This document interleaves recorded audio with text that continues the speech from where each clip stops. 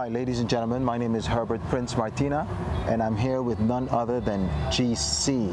How are you doing, Gisi? Wonderful, wonderful. Right. Gisi, you're looking like a princess. Let me just tell you that, first of all. Thank you very much. All right, good. Gisi, there's a reason that we're here. You're creating a mini documentary on events of your life, appreciation, redemption, everything wrapped up in one. And tonight is your celebration. So we just came from the party a bit, just to have a few words. How are you doing tonight? I'm really grateful. Yeah. I'm just like I said.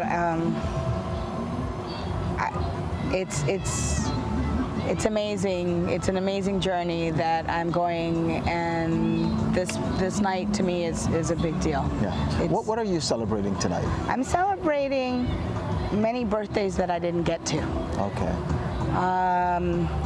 You know, you could look at me and say, oh my gosh, you know, she's turning 51 and she's got this little crown and she's got this little princess dress.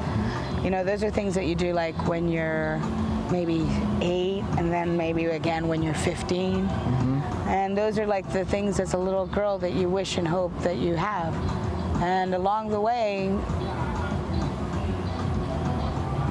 birthdays became a memory of, and they far from few of them over the years. Yeah. And this was the last 7 years have been really, the last 51 years have been really a wonderful challenge and climb.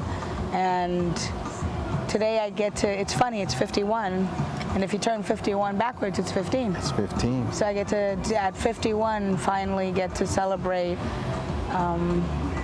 so as a princess. It's basically a reverse quinceañera. Sí, dale. Hi, yes, ma'am. All right, just to let the viewing audience know that you're actually half Puerto Rican and half Argentinian. Yep. Yeah. And born in California. Born in California. So the American Boricua Argentina.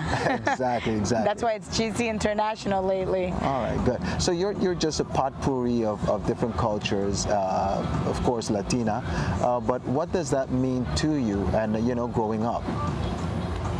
You know, I wasn't allowed to be proud of certain parts of me. Wow. And in fact, I was even taken through language school to correct certain parts of me. That's why to me, all of my sides matter. To me, Argentina was my elegance, my innocence was there.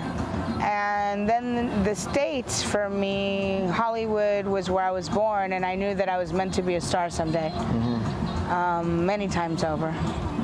And Puerto Rico, to me, was the part of me that I couldn't embrace her.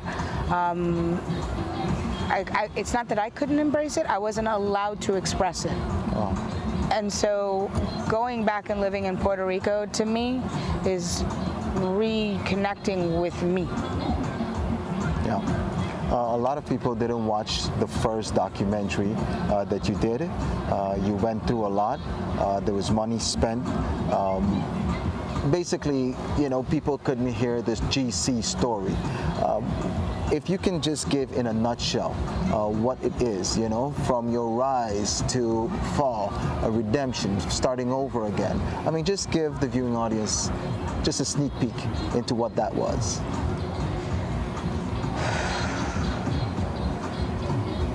Wow, that's a loaded question. Yeah, it is. That's a loaded question. I mean, it's, you know, it's being, I mean, I was taken at a very young age from the States to a country, like I said, Buenos Aires, and again, then coming through Puerto Rico and in Florida. It's one thing, and I know this, you know, if you came from poverty and nothing, and you didn't know what it felt like to have the something, let's say you just were raised from 0 to 8, just in the hood, and you know, and within poverty, what you learn is there's a lot of richness. But let's just say that was the case. Or let's say it was the other case where you were raised well until you were 13. and then being on your own. I had to learn my street smarts hard and fast from 13 on. And so I just always knew that I was better than what was left behind. Yeah. Okay, let me interrupt you here, all right? I'm sorry for doing so, but at 13, so are you saying that you were out of the house?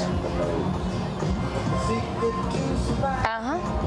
Wow. By 13, I went to reconnect with my mother, and I wasn't allowed to at the time for one thing or another.